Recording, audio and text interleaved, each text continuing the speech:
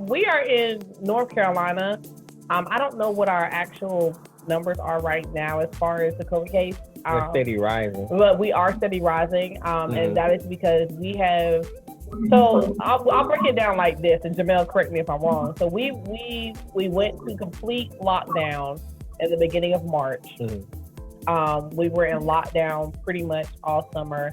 We entered into what they called phase 2 midsummer. We stayed in phase 2 for a good 2 months, 3 months? Two and a half months.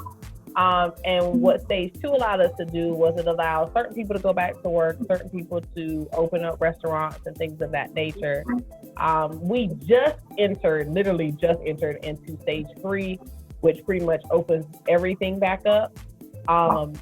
Kids are now going back to school where they were initially doing virtual learning.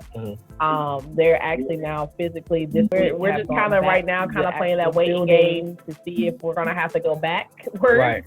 Or if we're going to finish out 2020, with staying in stage 3. And I think too with the United States, because everything is so heavily politicized here. Yeah. And so whatever happens is always backed up by some kind of politics. Right.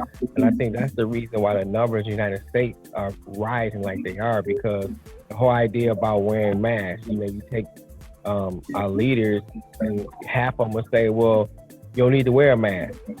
But then you got a lot of people, that say they want their freedom. They walk around without masks and steady spreading the virus. Right. And so we never can come down from the numbers, because when they try to come down from the lockdown, you got people walking around here spreading the virus because they don't want to do what they need to do with social distancing, wearing masks and stuff like that, and still having these different gatherings and just spreading COVID around. So I think that's one of the about people, the diverse views of the mask